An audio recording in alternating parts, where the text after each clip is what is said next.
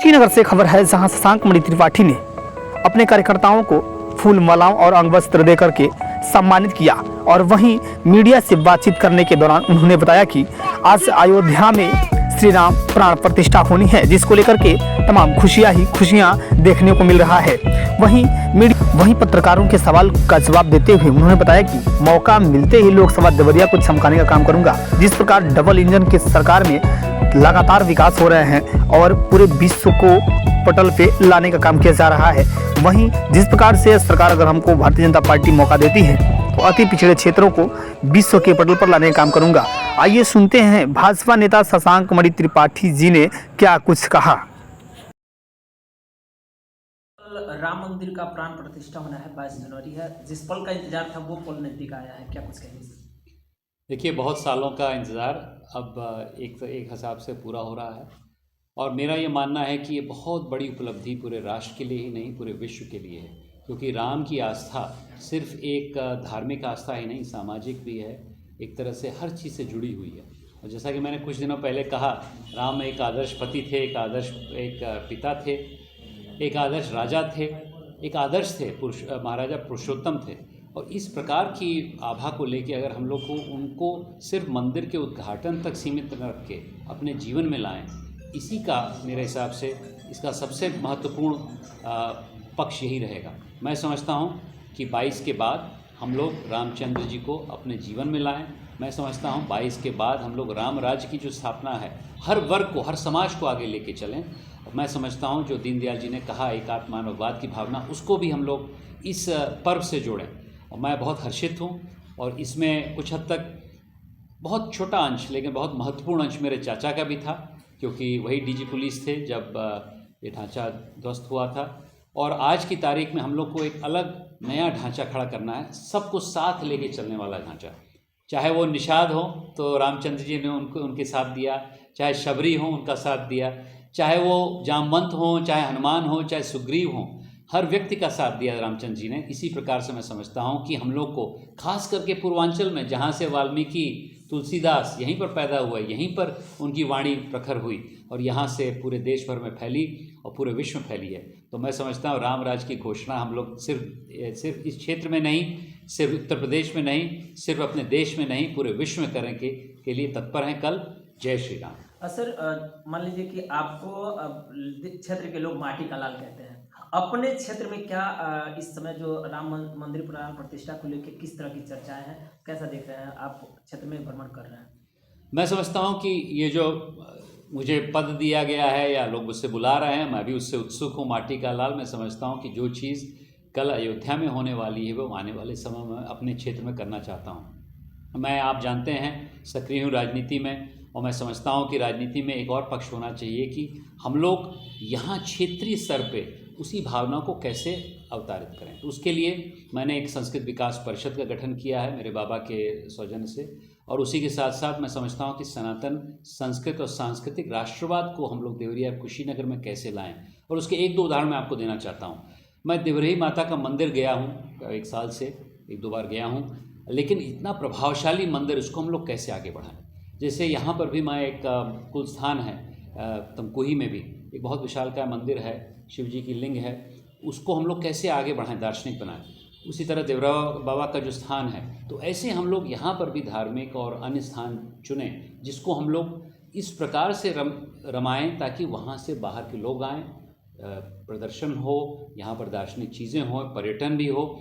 लेकिन मुख्यतः जो मैंने पहली बात कही कि अपने आचरण में हम लोग कैसे इस भावना को लाएं कि हम लोग को सबको साथ लेके चलना है, पर्यावरण को भी साथ लेके चलना है और रामराज की स्थापना पूरे देश भर में न करके हम लोग अपने क्षेत्र में करवाएं अगले 25 साल में। और इसी की घोषणा आदरणीय प्रधानमंत्री जी ने अमृतकाल की सत्र से करी है, योगी जी का उसका पालन कर रहे हैं। आइए हम लोग भी इसका मिलकर पालन करें। लोकसभा नज़दीक आ गया है, इसको लेकर के क्या कहेंगे? जो विपक्ष पार्टी है लगातार सवाल पे सवाल खड़े कर रहा है।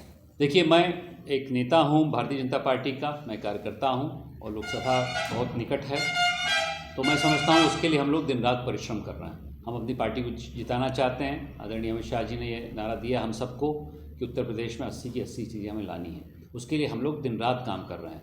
रही बात इस परिवेश में राम जी का जो मुद्दा है, बहुत सफल हम लोग का प्रयास रहा है। बहुत सालों तक ये मुद्दा चलता रहा है और आज की तारीख में सफलतापूर्वक और बिना किसी वेश के हम लोग सर्वसम्मति से जो सुप्रीम कोर्ट का निर्णय हुआ उसको अमल किया गया, तत्कालीन मंदिर बन गया। मेरा सौभाग्य रहा कि नृपेंद्र मिश्रा जी जो देवरिया के ही हैं उनसे मेरा पारिवारिक और व्यक्तिगत संबंध है। तो मैं समझता हूं कि हम लोग को इसको मुद्दे को पॉजिटिवली जनता के बीच में लाना चाहिए, लेकिन अन्य मुद्दे भी हैं जिसको हम लोग जनता के बीच में लाएंगे। लेकिन मैं समझता हूं जो काम डबल इंजन का हम लोगों ने किया है पिछले लगभग 7 सालों से और मोदी जी के अध्यक्षता में पिछले 10 साल से, उसको हम लोग आगे बढ़ाने के लिए तीसरा इंजन यहाँ लगाएं। इसीलिए माटी का लाल, इसीलिए क्षेत्रीय नेतृत्व की बात हम लोग जो करते हैं उसमें भारतीय जनता पार्टी पूरी तरह सहमत है। क्या सर इस बार माटी का लाल देवरिया से आएंगे क्या? नहीं, देखिए, मैं माटी का लाल कहने का मतलब सर मेरा तात्पर्य ये है कि देवरिया से कोई प्रत्याशी रहेंगे इस प्रकार का? ये निर्णय पार्टी करेगी।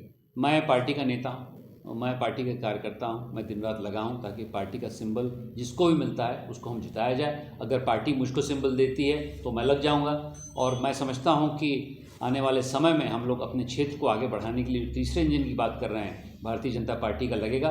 उससे मेरा पूरा विश्वास है कि अगले 5 साल ही नहीं, अगले 25 साल में, अमृतकाल में हम उस क्षेत्र को आगे बढ़ाएंगे।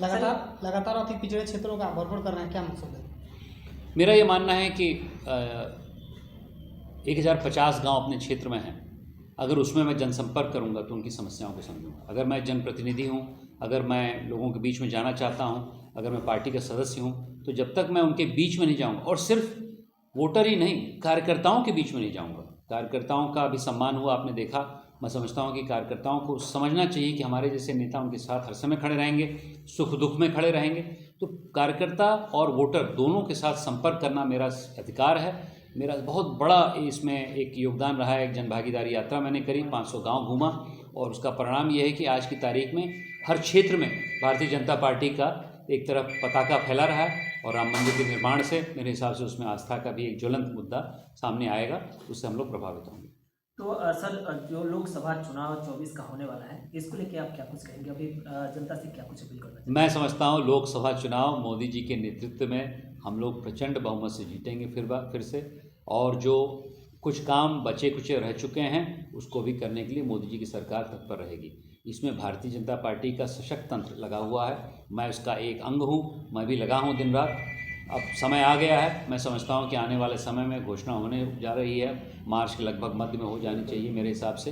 तो हम लोग एकदम डटे हुए हैं, कमर कस लिया हम लोगों ने, जिसको भी पार्टी सिंबल देती है हम उसके लिए लगे रहेंगे अपने क्षेत्र में। विपक्ष के जो नेता हैं वो कह रहे हैं कि भगवान मेरे सपने में आए थे, उन्होंने कहा कि मैं नहीं आ रहा हूँ, उनके लिए क्या कुछ कहेंगे आप? विपक्ष इस भ्रम में बहुत सालों से है। विपक्ष तुष्टीकरण की राजनीति, जातिवाद की राजनीति और विपक्ष परिवारवाद की राजनीति करती रही है। बताइए, हमारे राजीव गांधी जी ने जो वहाँ हमारे प्रधानमंत्री रहे, उन्होंने बोला कि 100 रुपये चलते हैं, 15 रुपये आता है। आज की तारीख में विकसित भारत के मैंने कम से कम 30 प्रोग्राम किए हैं व्यक्तिगत रूप से, अन्य नेताओं ने कम से कम 30 प्रोग्राम किए हैं। बटन दबाते ही आज की तारीख में 100 से 100 रुपये जा रहा है। तो ये एक रही बात। जहाँ तक विभाजन है, चाहे धर्म के मामले में, चाहे जाति के मामले में, हमारी पार्टी ने कभी ऐसा नहीं किया। और यह जो पर्व हो रहा है इसमें सब लोग उत्सुक हैं। कल के कार्यक्रम में कोई ऐसा धर्म नहीं जो उत्सुक नहीं है, इसमें कोई नेगेटिविटी नहीं है, कोई ऐसा विरोधाभास नहीं है। तो मैं समझता हूँ जो अन्य पार्टियाँ, चाहे वो सपा है, चाहे कांग्रेस है या अन्य पार्टी हैं, जाति पे, तुष्टीकरण पे, विभाजन में उनका जैसे कहते हैं मानसिकता है कि अपने छोटे छोटे खेमे में लाओ। हम तो सबको साथ लेके चलना चाहते हैं, सबको साथ लिया जाए, सबका प्रयास हो, तभी जाके ये क्षेत्र आगे बढ़ेगा। यही मोदी जी का सपना है, उसी सपने को साकार करने के लिए मैं यहाँ खड़ा हूँ।